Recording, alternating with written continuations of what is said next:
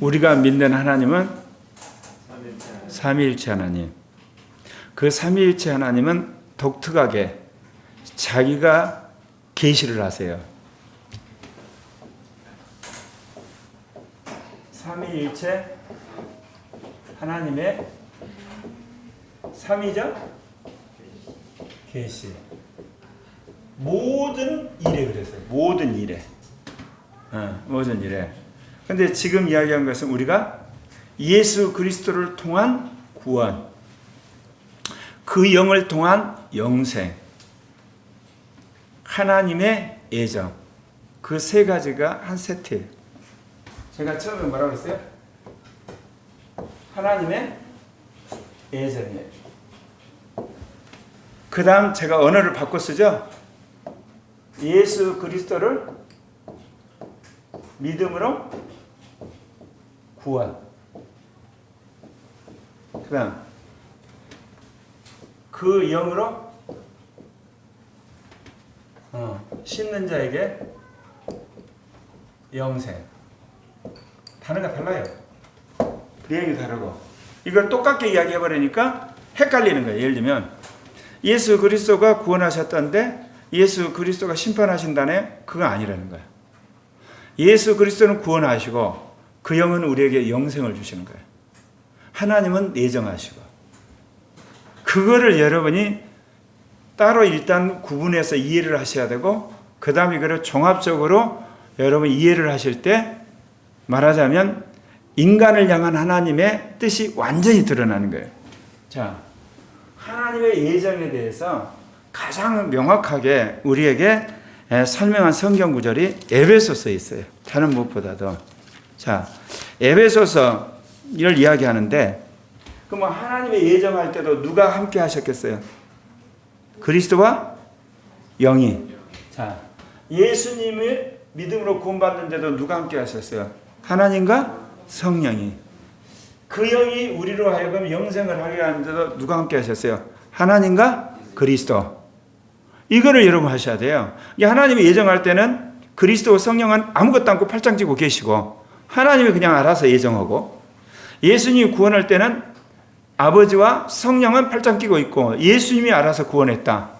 또 그 영이 영생할 때는 하나님과 그리스도는 아무 일도 않고 있다. 그렇게 이해하면 이거는 이단적인 거야.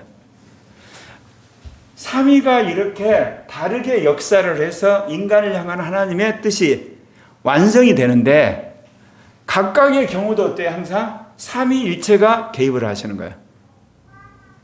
이해를 하시겠습니까? 오케이? 근데 저거는 아들의 예정이라고 안 해요. 성령의 예정이란 말 절대로 안 씁니다. 아버지가 예정하시고 하나님의 예정했다, 그런 표현을 써요. 여기도 그래요. 여러분이 하나님을 믿어서 구원받았다는 표현을 안 써요.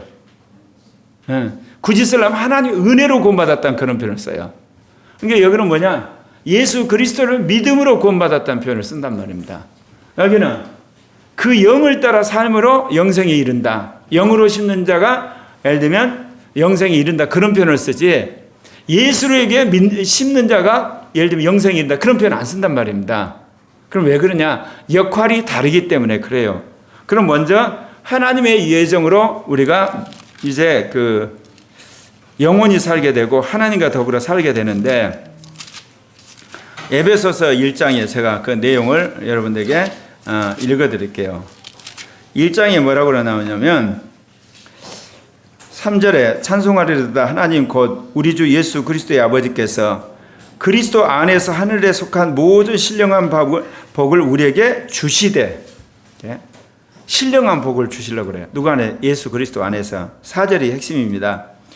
창세 전에 그리스도 안에서 우리를 택하사 우리로 사랑 안에서 그 앞에 거룩하고 흠이 없게 하시려고. 창세 전에 그리스도 안에서 우리를 택하셨어요. 그래서 우리에게 뭐예요? 사랑 안에서 그 앞에 거룩하고 흠없게 하시려고 예정을 하신 거예요, 여러분. 창세 전에. 온 우주 만물을 창조하고 인간을 창조 전에 이미 그렇게 예정을 하셨어요. 그리스도 안에서. 그래서 나를 그리스도 안에서 예정한 거야. 근데 여기서 중요한 거는 그리스도 안에서를 빼버리면 안 돼요. 그럼 운명론이 돼요. 결정론이 돼버리고.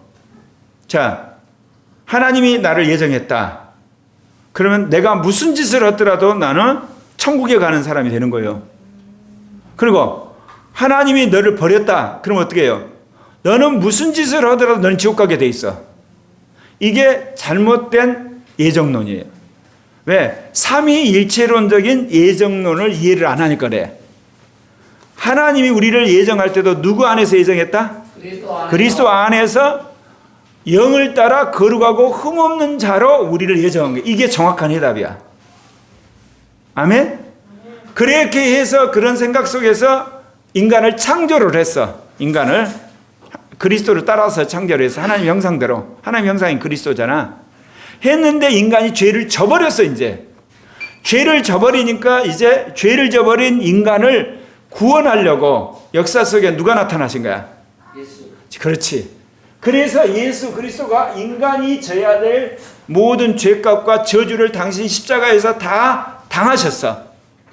그래서 부활을 하셨어. 이제 그 부활한 것은 객관적 사건이야. 그러면 그 죄를 진 나하고 뭔 상관이야? 예수님이 나를 위해 십자가에 죽고 부활했다고 하는 그 소식, 그 말을 내가 믿을 때 비로소 내 모든 죄와 저주와 모든 악한 마귀로부터 내가 한마디로 이제 해방을 받아서 구원을 받았댔다. 구원을 받은 거야. 아멘? 그러면 구원받은 증거가 뭐냐? 성령이 오셔. 성령이 오셔가지고 하나님 자녀라고 인쳐주신 거야. 끝. 이제 구원 문제는 끝났어. 그런데 그러면 구원 문제가 끝났다는 이야기는 이제 아무렇게나 살아라 그런 뜻이 아니라, 예를 들면 죄 문제나 죽음의 문제나 저주의 문제나 마귀의 문제는 그리스도를 통해서 해결된다는 거야. 그것이 적용되기 시작했는데, 그러면 예수를 믿어 구원받았는데 여전히 율법의 심판 문제는 기다리고 있어. 예수 믿고 나서 여러분 율법을 어기면 율법이 와서 대번의 죄인이라고 정죄를 해. 또 여러분 육신 안에 원죄가 꿈틀꿈틀해서 여러분을 뒤집어 엎어서 죄짓게 만들어. 그리고 여러분이 가만히 있으면 육신의 정욕이 올라와가지고 막 안에서부터 별 생각이 다 올라오는 거야. 여러분 시기, 질투, 음란, 그 다음에 뭐야, 그 거짓말, 온갖 것이 올라와. 육신의 정욕 문제. 또 내 마음 안에 온갖 더러운 생각, 악한 생각, 쓸데없는 생각, 허무한 생각, 지식이 들어있어. 옛사람. 그리고 끊임없이 주변에 있는 여러 가지 환경을 통해서 계속해서 내가 그것을 좋아하고, 그것을 예를 들면 내가 사랑하고 섬기는 세상 것을 좋아하고 육신을 좋아하고 이생의 자랑이 끊임없이 와. 이 문제는 예수를 믿으면 구원받았다고 해결되는 게 아니야. 단 그거를 느끼고 한마디로 넘어져가지고 잘못을 했어. 돌아와서 예수님 죄송합니다. 그럴 때 예수님의 피가 우리를 사해 준 건 맞지만, 내가 예수를 믿음으로 구원받았기 때문에 자동적으로 육신 문제가 사라진다든지, 율법의 문제가 사라져본다든지, 정욕 문제가, 육신의 정욕이 사라진다든지, 내 안에 있는 옛사람, 옛 지식, 잘못된 지식이 확 날아간다든지, 세상에서 오는 그 세상의 유혹이 다 사라져가지고 내가 천사처럼 산다는 건 그거는 아니라는 거야. 이제 이해 가세요? 네. 이 부분이 굉장히 중요한 거야. 왜? 예수를 믿어서 구원받고 성령까지 받았고 뭐 능력도 나타나고 은사도 나타나고 권능이 나타나는데 여전히 5가지 문제는 내 안에서 계속해서 나를 끌고 가. 거기에 넘어져서 그대로 가버리면 멸망이야. 그랬을 때 그거를 단적으로 어떻게 표현하냐? 육신을 따라 산다, 그렇게 이야기해요. 왜냐? 육신을 따라 갔을 때 마지막 죄를 짓거든. 그러고도 해결을 안 하는 거거든. 그러면 거기에 대한 대안이 뭐냐? 대안이 이제 어디로 가겠어요? 영으로 몸의 행실을 죽인 사람들은 영생한다. 그 영을 따라 살아야 되는 거야 이제. 그래서 우리가 이거를 그 영으로 사는 사람을 이야기할 때 오죽음 오신생을 이야기한 거야.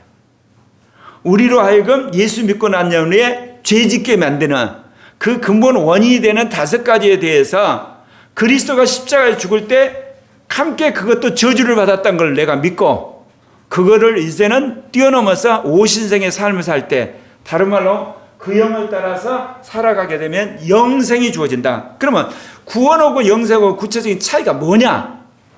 구원은 부정적인 상황에서 내가 끄집어 당긴 걸 말해. 죄, 저주, 고통, 아픔, 예를 들면 이런 데서 주님이 끄집어 내놨어. 근데 영생은 뭐냐? 내가 완전히 새로워져서 새로운 몸으로 부활하고 마음도 완전히 새로워지고 영도 새로워지고 그래서 거기에 생명수가 흐르는 상황. 그래서 더 이상 이제는 그 어떤 사단이든 죄든 악한 것이 하나님과 내 사이에 끼어들 차이가 없는 거야. 영원토록 함께 가는 상황을 말하는 거야. 영원토록. 그렇게 차이가 있어요. 그렇기 때문에 구원을 받았어도 뭐를 따라 살면 육신을 따라 살고 그 육신을 따라 살아감으로 말미암아 어때요? 죄를 짓게 되고 그러면 어때요? 한두 번쯤은 자기가 죄진 걸 회개하잖아요. 근데 또 넘어지잖아 이제. 아까 5가지 문제를 근본적으로 해결 안 하면 또 넘어져. 그럼 어때요? 또 죄책감 느껴서 또 예수의 피를 씻고 죄송합니다 하고 교회 와서 예배도 드리고 또 그러다 보면 성령 충만하고 좀 거룩하고 그러다가 또 넘어지고 이제 그렇게 되는데 문제는 그 일을 반복하다 가. 대부분 크리스찬들이.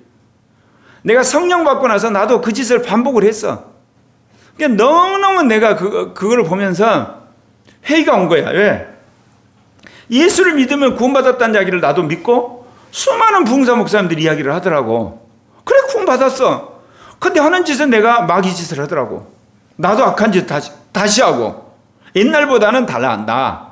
왜? 성경도 있고 옛날보다 의해서 내가 믿음도 있고 그 다음에 깨닫는 건 빠르긴 한데 뭐 이게 죄 짓는 것은 똑같잖아.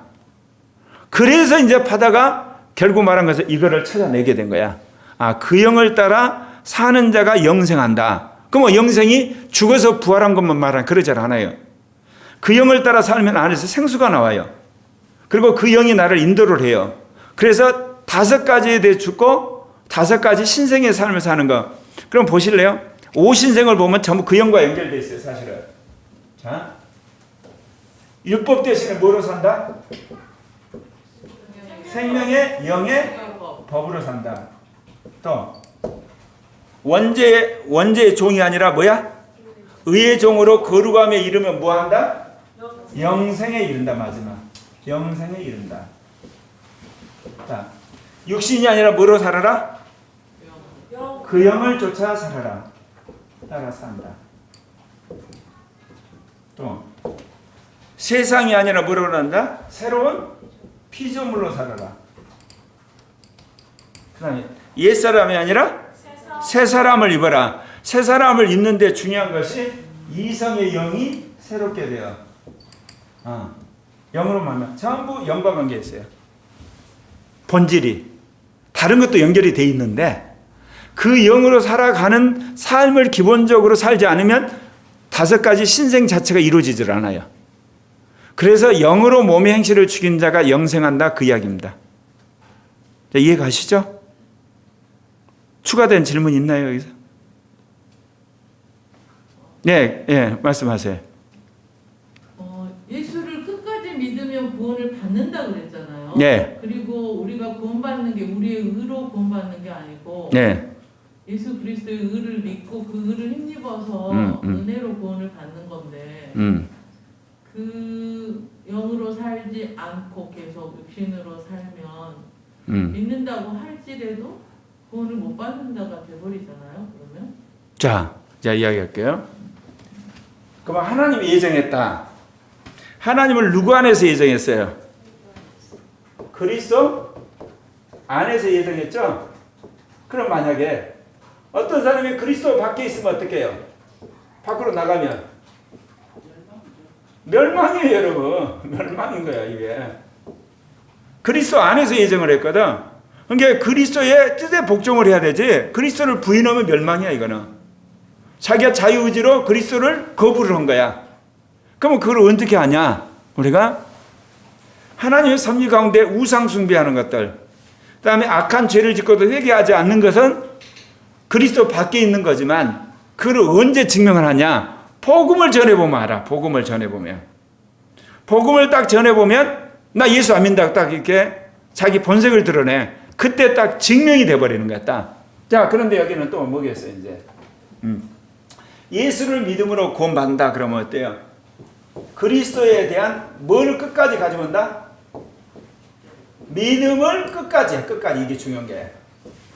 그런데 그리스도에 대한 믿음을 뭐 해버렸다는 거야? 버렸다. 도중에 버렸다. 이게.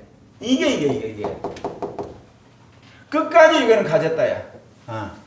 여기서 이게 또 구분이 되는 거야. 자, 그러면 영을 따라 살아가는 데서는 또 뭐로 나눠지냐?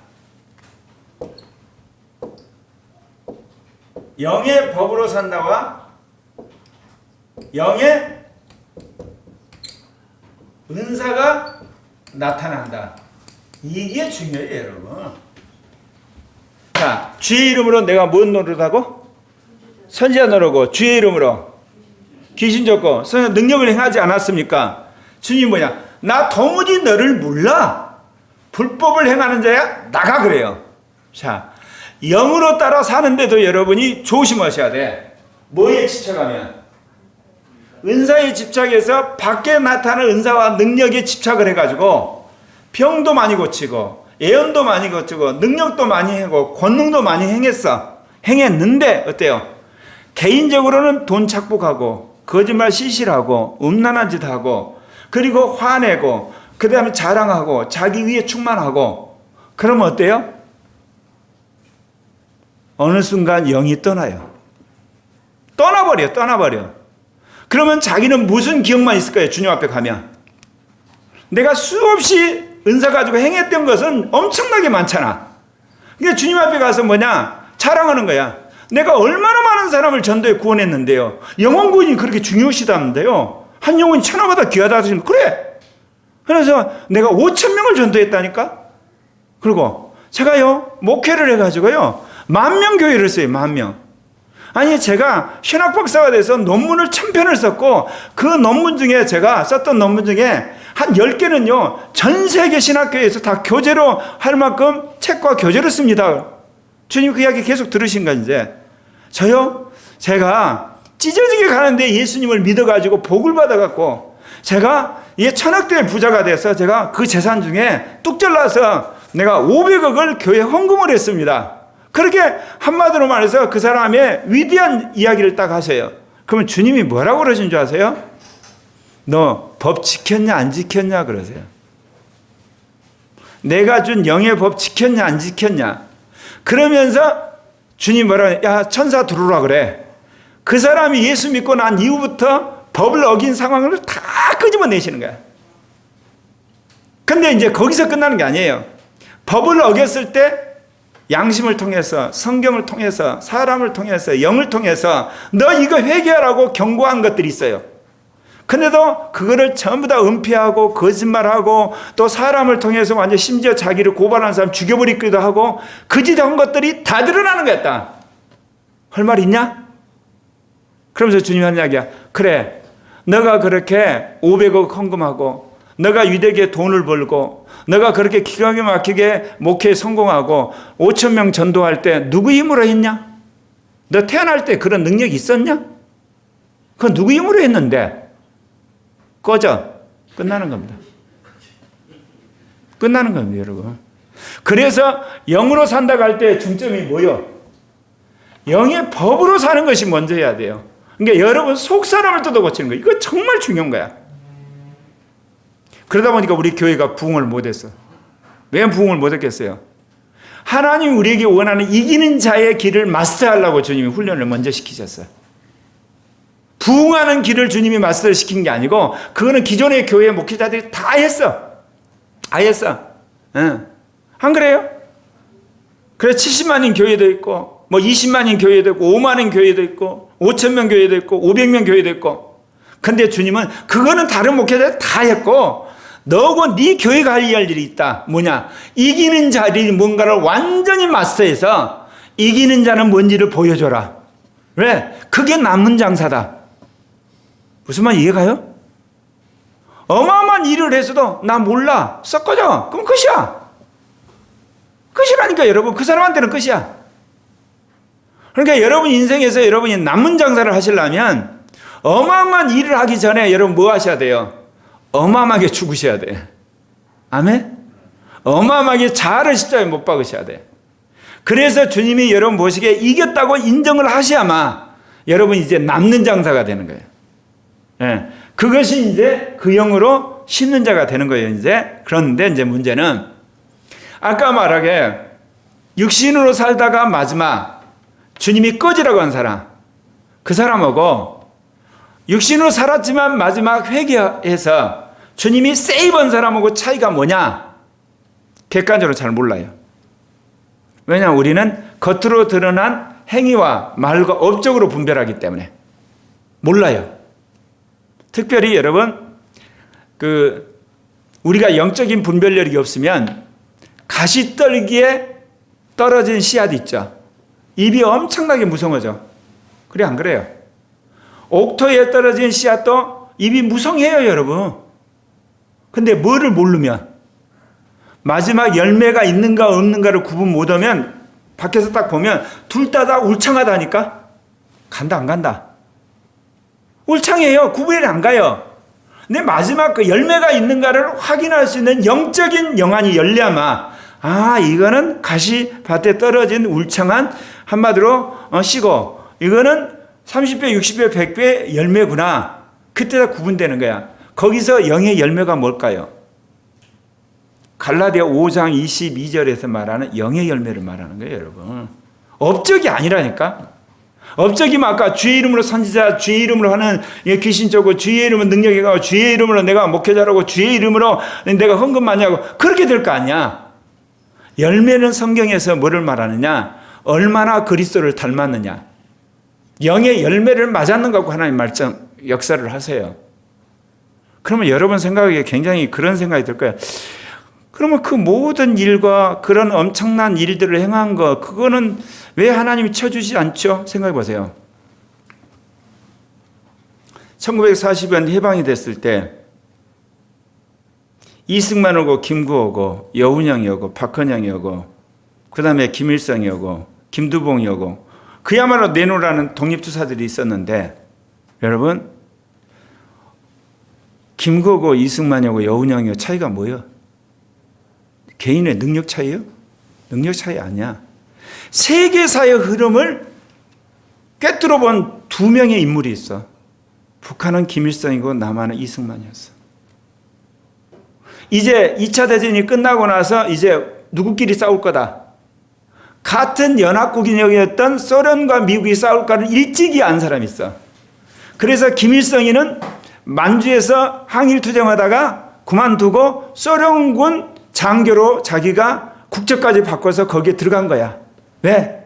마지막 누가 세계를 제패할 테니까. 소련이 제패할 테니까. 그래서 소련 장교로 있다가 소련군 올 때 같이 온 거야. 그러면 이승만은 앞으로 세계는 미국이 이제 승리를 할 거고 일본이 패망하게 되면 자기는 미국의 도움을 얻어서 대한민국을 건설할 비전을 갖고 온 거야. 그런데 나머지 사람들은 다 조물애기야. 미안하지만 세계 정세에 대해서 정말이야. 우물한 개구리야. 그러니까 대통령이 못 되는 거야. 주석이 못 되고. 이제 뭔 이야기인지 알겠죠? 업적이나 일이나 사역이나 이런 거 있죠. 이런 것들 위치. 이거는 그 상황이 그렇게 만들어요. 자, 하나 더 이야기할까요? 세계적으로 유명한 교회 부흥의 대명사는 조영기 목사님이야. 자, 오늘 이 시대에 어떤 사람이 조영기 목사의 비전을 가지고 주여 나는 700만을 주시옵소서. 그 일이 이루어지겠어? 안 이루어졌어? 안 이루어진다니까. 당신이 여의도 성전을 지어놓고 빚 때문에 자기가 이제 그 논리적으로 생각을 해가지고 옆에 땅에다가 아파트를 지어가지고 아파트를 팔면 그 돈이 나오면 그 돈 가지고 여의도 성전 빚을 갚으려고 했는데 이게 안 팔려버린 거야, 아파트가. 그러면 여기 빚과 성전 빚이 이제 더블로 이제 커져가니까 길이 없어가지고 아파트 위에서 내려다보면서 정말 미쳐버린 거야. 그냥 뛰어내릴 것 같은. 그랬을 때 용기야. 죽을 용기 있으면 살아라. 그걸 레마로 바꿔 나서부터 당신이 죽게 하려 살기로 기도를 했더니 철야기도 때 어떤 할머니가 자기 집에 있는 녹구를 다 가져와서 목사님 저는 이것뿐이 없어요. 그 전기에 나와요. 그거를 딱 바칠 때 수많은 사람들이 그때 믿음으로 헌금하기 시작한 거야. 그러면서 교회가 폭발적으로 부흥하기 시작한 거야. 그래서 그 위기를 탈출했다는 이야기가 나와. 자, 그러면 조영기 목사님을 한국사 전체로 봤을 때 여러분 왜 그런 일이 벌어졌겠어요? 조영기 목사님이 불광동에서 시작을 했어요. 그러면 한국의 가장 예를 들면 변두리 불광동이 어디냐 나오냐면 여러분 할렐루야 아줌마를 보든지 조영기 목사님 일생을 보게 되면 우리나라 서울에서 하수 있죠? 배설물 똥차들이 갖다 퍼 날리는 자리야 거기가. 거기서 시작을 했어. 그런데 붕이 딱 되니까 이분이 어때요? 그 당시 목사로서는 탁월하게 영어 공부를 열심히 한 사람이에요. 왜? 유학 가려고. 그러니까 이제 한국에 앉아서 목회를 하는데도 불구하고 이분이 영어를 잘하니까 미국의 오순절 계통의 모든 잡지들, 그 다음에 선교 전략, 이런 것들을 계속 어떻게 구입해서 읽게 돼요. 그러면서 이분이 이렇게 있어서 안 되겠다. 그래서 서대문에 있는 하나님의 성의 교단 본부 강당을 빌려요. 그분이 만약 결단하고 불광동에 있었으면 한 교인 1000명, 2000명 목회가 끝났을 거야. 그리고 불광동에서 서대문으로 와가지고 목회를 하는데 하나님이 그 당시에 역사를 해가지고 부흥회를 하게 되면 사람들이 밀려나가다가 하일이고 구두짝이고 고무신 오고 막 밀리니까 두 사람들 나가가지고 나중에 끝나고 나면 가만히로 하나씩 그 신발장을 그 신발 벗고 가서 주웠다고 그래. 사람들이 신발 벗고 그냥 밀려가고 나가가지고 신발 없이 그냥 간 거야. 그러다가 당신이 이제 또 결단한 거예요. 엄청나게 커지니까. 아, 여의도가 모래사장일 때 서울이 이제 커지게 되면 저쪽에 이제 중심지가 될 거다. 벌판에 여의도 순복음교회를 지은 거야. 이제 뭔 이야기로 여기까지 온지 아세요? 조영기 목사님이란 70만의 목회를 한 목사는 한반도를 향한 하나님의 절대적인 주권, 이 한국을 복음화시켜서 아시아를 선교해왔던 주님의 절대적인 하나님의 선교 전략이 있었어. 그런데 이 선교 전략을 누가 눈치챈 거야. 그거를 다 몰랐어도 조영기 목사가 기도하다가 그게 감동이 온 거야. 근데 이 병이 굉장히 지혜로운 거지. 똥통이 그렇게 많은 불광동에서 부흥은 했지만 한 단계 하려고 그 교단 본부로 오고 단상 같으면 거기서 돈 걷어가지고 적당히 건물 지을 건데 아예 여의도로 가자 허벌판에. 그래 간 거야. 그런데 이제 그거는 내가 이제 그쪽 편에서 이야기한 거고 잘 살아보세요 하면서 어때요? 수많은 시골에 있는 사람들이 먹을 것이 없으니까 서울로 몰려들어. 그 중에서 어느 지역이 많이 올라오는 자예요? 호남 지역. 그래서 재밌는 것은 여의도 순복음교회 교인들의 출신 보면 호남이 압도적으로 많아요. 이 사람들이 서울 변두리에 다 사는데 시골에서 예수를 다 들었어. 복음을 믿기도 하고. 근데 거기서 삼박자 구는 이야기를 하잖아. 벌떼처럼 몰려와가지고 한때 70만 교회를 세운 거야. 자, 조영기 목사가 위대한 거예요? 아니에요, 여러분. 위대하기는 이해했지. 왜? 모든 목회자들 중에 그런 생각을 한 사람이 없었어. 그런 의미에서 위대하지만 그 많은 사람을 다 끌어모으게 하는 걸 하나님이 하신 거야. 이제는 그런 생각을 해봤자 이루어지지 않아. 왜? 하나님이 그런 생각을 안 하실 테니까. 그런 때가 안 와. 그러면 이제 우리 교회 관계된 이야기 할게. 나도 이야기하지 이제. 내가 조영기 목사님 전교를 듣고 하는데 내가 1982년 성령세를 받았다 했잖아. 받은 게 뭐야? 전부 다 이제 내가 민족 놓고 공부하고 우주가 고민했으니까 받은 것도 그런 거야. 우리 민족이 남북이 복음으로 통일된다는 환상 받았자 그랬잖아.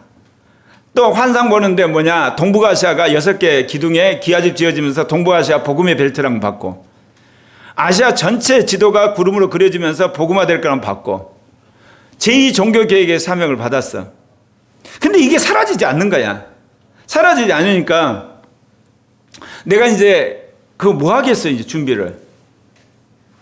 그거를 이루려는데 이게 전부 다 민족 아니면 뭐 한반도 아니면 아시아 아니면 세계잖아.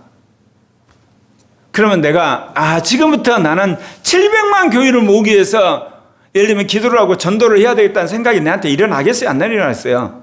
안 일어나지. 그럴 능력도 없고 나는. 그러면서 이제 내가 주님 안에서 기도하는 가운데 해석이 되는 건 뭐냐? 나는 교단을 세워버려야 되겠다. 그렇게 생각한 거예요. 주님이 영감을 준 거야. 그러면 교단을 세운다는 게 뭐예요? 신학교를 세워야 된다는 영감을 주신 거야. 그래서 몇 년 동안 40년 동안 신학을 세우기 위해서 준비를 한 거야. 교단 세우려고. 그런 거예요, 여러분. 난 그분을 확신을 믿어, 지금도.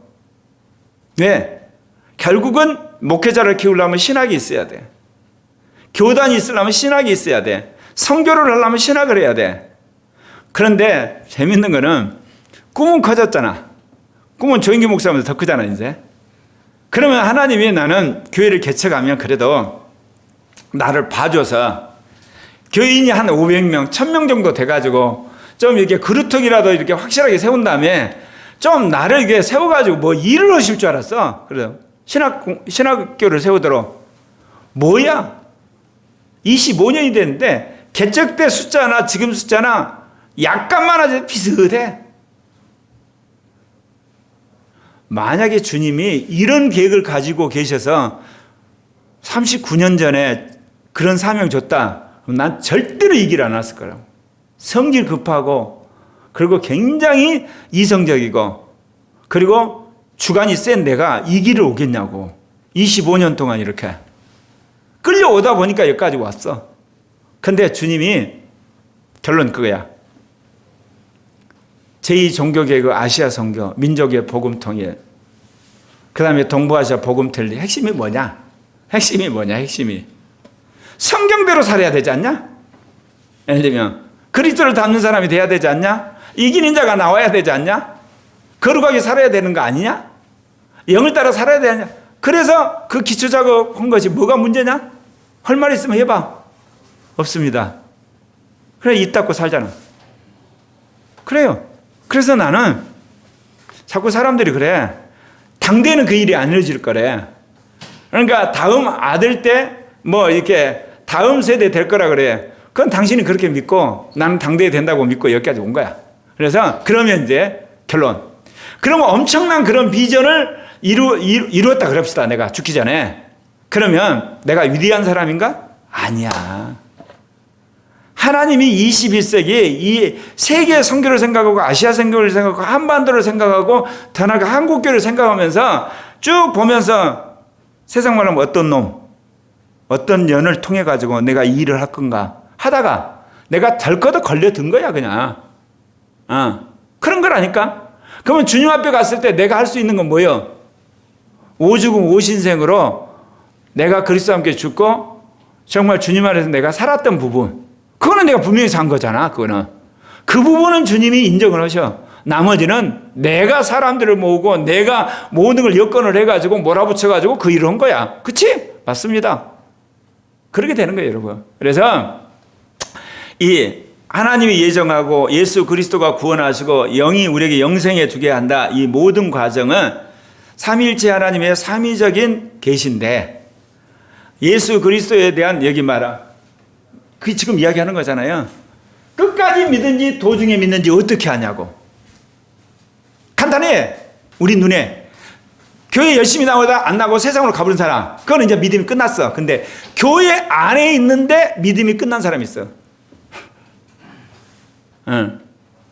목사 넥타이 잡고 나가라고 하는 장로. 한마디로 말해서 노예장덕에서 온갖 짓을 하는 그런 목사. 그런데도 불구하고 담임 목사로 있어. 원로 이렇게 장로가 있어. 그런 사람이 성령이 떠난지 안 떠난지 어떻게 아냐고. 몰라. 여기도 마찬가지야. 은사가 나고 능력이 나타나. 그런 남들 경건했어.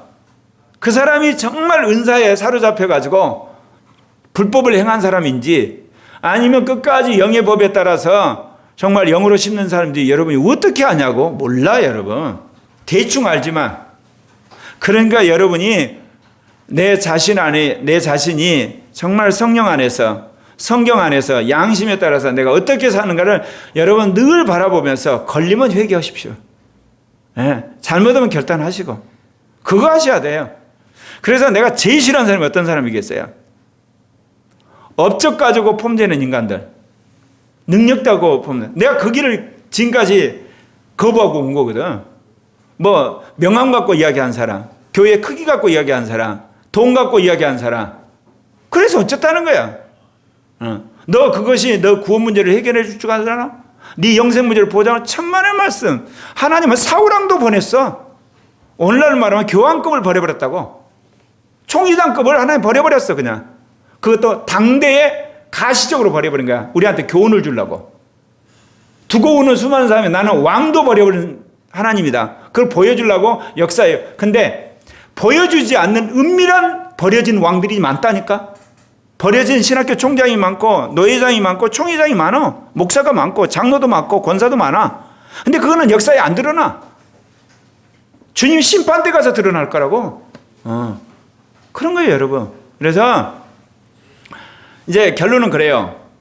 같이 육신적으로 사는데 마지막 영안에서 뒤집어져서 회개하고 정말 주님 앞에 겸손하게 간 사람은 부끄러운 거야. 육신으로 사는 데를 불구하고 주위의 환경이나 안에서 성령이 계속 이야기하는데 뻑뻑 우기면서 영을 마지막 거역함으로 영이 떠나버린 사람. 이 사람 지옥 가는 거예요. 더러운 사람. 이거는 의인으로서 마지막 그래도 영생에 들어가는 거예요. 네. 그러니까 여러분 헷갈리는 육신으로 살아가는 사람들 살지 말고 아예 똑바르게 구분되는 신령한 자로 살아보면 돼. 아멘? 왜 그렇게 한쪽은 멸망으로 가냐 영생으로 가냐 부끄러운 거냐 사이소에서 어느 것이 뭐냐 그거 머리 굴리면서 나는 어떤 왜 그렇게 사냐고. 이쪽에 딱 부러지게 영을 따라 살아. 육신은 십자가에 못 박고. 근데 여러분 못 살잖아. 회개하면 될 거 아니야. 넘어져 다시 일어나면 될 거 아니야. 했는데 못했다. 그럼 주님 하게 해달라고 하면 될 거 아니야. 마지막 내 이야기 해야 되지. 무슨 이야기냐. 우리 할머니 할아버지가 다 고아였어. 열심히 수고해서 논밭을 사르셨어. 나중에 아버지 어머니는 아들 딸들 교육시키려고 7남매 목숨 거신 분이야. 그러면서 내가 배운 게 있어. 끈기, 인내. 그 하나 배웠다고. 지금도 우리 어머니 새벽마다 7남매, 6남매지. 6남매 목회 위해서 기도하셔. 기도할 때 뭐라고 한다요? 하나님 한국에서 제일 목회 잘하게 하시고 제일 부흥하게 하시고 노벨상도 타게 하시고 뭣도 하게 하시고 우리 어머니 줄기차게 기도하셔. 내가 그래서 우리 어머니 때문에 그렇게 될 것 같은데 끈질기게 하여튼. 근데 그거를 물려받았어. 그래서 여러분한테 그 이야기 하는 거예요. 예. 넘어졌다 다시 일어나면 돼. 실수했다 회개하면 돼. 주님이 야 너 넘어졌다 왜 회개했냐 임마. 회개하지 마. 그러시겠어요 주님이? 넘어졌는데 일어날 때 야 일어나지 말고 너 그대로 뒹굴어서 그냥 망해. 그러시겠어요? 안 그래요. 실수 안 하면 좋고 안 넘어지면 좋고 여러분이 그 죄 안 지면 좋지만 어때? 넘어졌고 죄 짓고 실수했고 부족하잖아. 알았어. 이러시면 된다니까. 아멘입니까? 아멘. 그래서 우리 교회는 육신으로 살다가 깨달았으면 이러시죠. 악한 짓 하다가 잘못했습니다. 또 일어나면 돼. 그러다가 그냥 가. 그러면 돼. 그러면 돼. 그러면. 내가 만든 구원론이야. 영생론. 예, 그렇습니다. 시간이 다 돼서 이제 끝내야 될 것 같습니다.